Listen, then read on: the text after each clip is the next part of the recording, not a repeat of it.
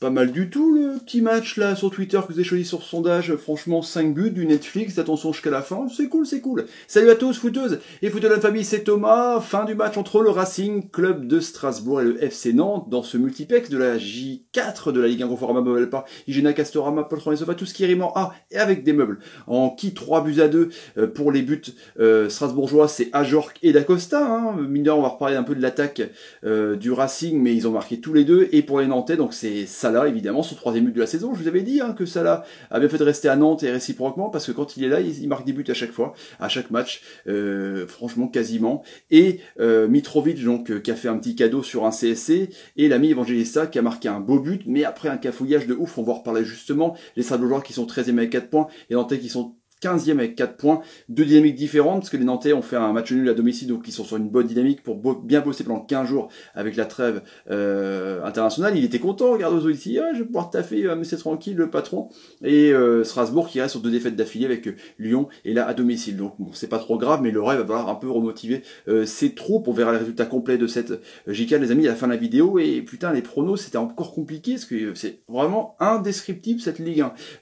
Thierry Leray avec donc un 4-3-3 assez offensif avec Sels, le gardien de but, le double M Martinez Mitrovic, l'ami Carole, qui n'est pas Carole le Walking Dead, même si j'adore franchement ce personnage, Kenny Lala, milieu de terrain Sissoko, le Brestois qui est énorme, qui est en sentinelle basse, point de basse, mais qui se projette vite vers l'avant, et qui était justement un peu dans le délire de cette non-penalty après le but justement contre Nantais.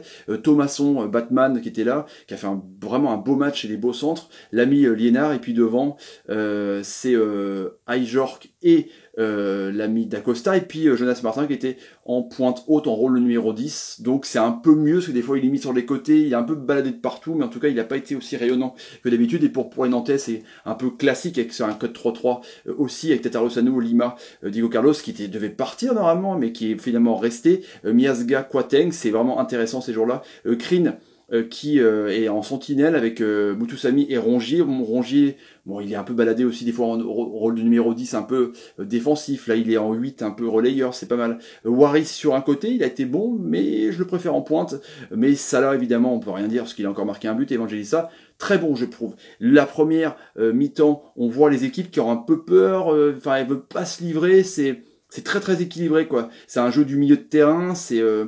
Nantes a un peu plus de possession de balle à la fin, ça se voit sur 51-49, mais les passes 474 pour les Nantais et 450 pour les Strasbourgeois, ça prouve vraiment que c'est équilibré et que les milieux de terrain ont bien fait circuler, quand je vous dis quand même les joueurs de ballon, pour du côté strasbourgeois, quand vous voyez Liénard, Thomasson et Martin, c'est quand même des joueurs où ça va dédoubler, ça va pas balancer trop, et pour les Nantais, c'est...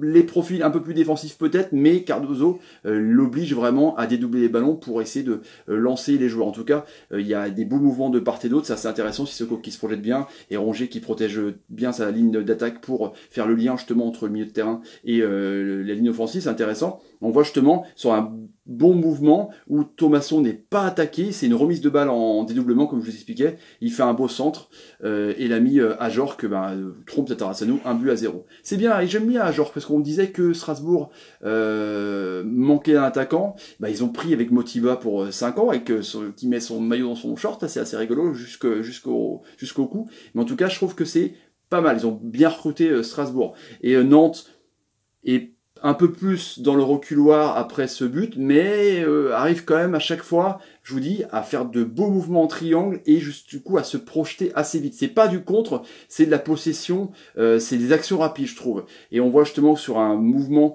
Mutusami Rongier, Rongier fait une frappe vraiment anodine et puis ça tombe sur la flipper, paf, flipper sur Mitrovic qui remet Nantes dans le bain, 1-0. Ensuite on voit les Nantais un peu plus poussés, un peu plus rentrés. Il y a énormément de centres pour un match de Ligue 1, quand même il y a 45 centres, franchement 24 pour les Strasbourgeois, 21 centres pour les amis nantais. C'est des actions qui se font beaucoup sur les ailiers qui montent, que ce soit Lala, que ce soit Lima avec Ranieri, on l'avait vu, il était énormément attaquant, des fois il jouait milieu même, en tout cas ça centre énormément, tout ça dans la boîte de nuit. Il y a des joueurs de tête comme Ajorc et Salah, c'est des grands gabarits, donc c'est vraiment à la fois possession dans l'axe et sur les côtés, c'est vraiment équilibré, ces deux équipes qui se ressemblent, je trouve, et on voit là le cafouillage avec un contact avec Diego Carlos et Sissoko qui veut tirer, il est légèrement déséquilibré.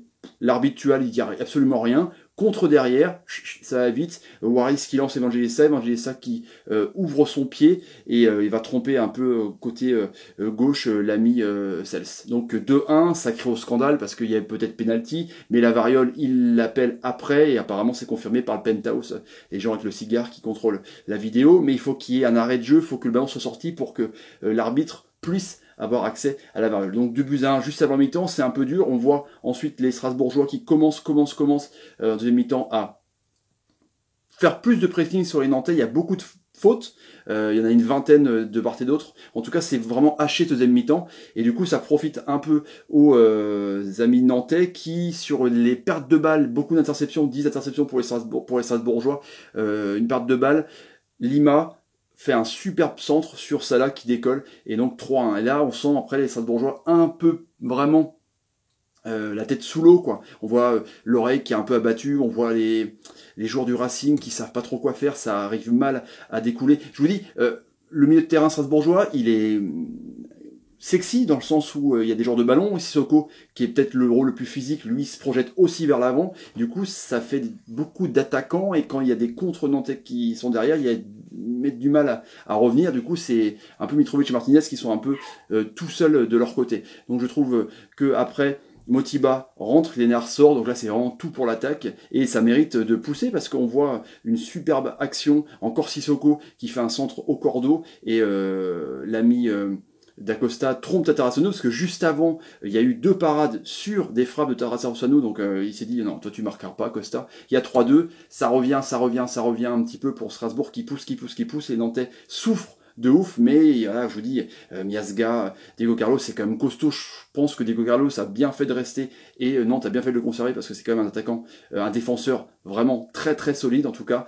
Et puis Krine redescend bien, enfin il y avait vraiment un blocus, un autobus jaune à la fin du match, et bon bah c'était trop tard. Le but, l'entrée de Motiba a fait du bien, et le but d'Acosta est arrivé un peu trop tard parce qu'ils étaient fatigués de courir après le résultat. En tout cas, 3-2 pour ce match, et peut-être qu'ils vont se sentir un peu floués les Strasbourgeois par rapport à cette non-décision de ce penalty, ce contre qui fait mal juste avant la mi-temps. Voilà les petits amis pour ce débrief du soir, les résultats complets, il y a eu plein de surprises, et quand on voit vos pronostics, vous étiez pour pas mal aussi, un peu dans mon sens, parce qu'il y a eu des surprises. Vous voyez, Reims-Montpellier, Montpellier a été gagné 1-0 à Reims.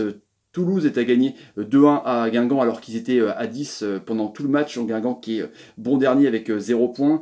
Angers a gagné contre Lille, alors Lille était vraiment super fort. Et Dijon, qui suivait le rythme de Paris Saint-Germain, a perdu contre Caen 2-0. Les Canets opportunistes. Voilà les amis pour le résultat complet qu'on retrouvera évidemment dans On Parle Ligue 1 lundi, avec tous les résultats, toutes les actions, tous les buts. Voilà les amis, si vous avez envie de vous abonner à la chaîne, n'hésitez pas, tapez sur ma ganache, partagez la vidéo sur Twitter et Facebook, et suivez-moi sur Twitter et Facebook. C'est important pour me soutenir, c'est nerfs de la guerre. Mettez des pouces quand, je sais pas, quand l'ami Lima on fait une bonne passe, merci le gars, c'était un génie. Ou quand Jonas Martin on fait une bonne passe, merci Jonas, c'était un génie. Et partagez la vidéo, j'ai déjà dit, mettez des commentaires par exemple sur ce que vous pensez un peu des prestations strasbourgeoises et nantais. Je vous laisse les amis, allez, bonne soirée, salut, à demain, salut, et salut. 5 buts, c'est bien, vous avez fait un bon choix, si.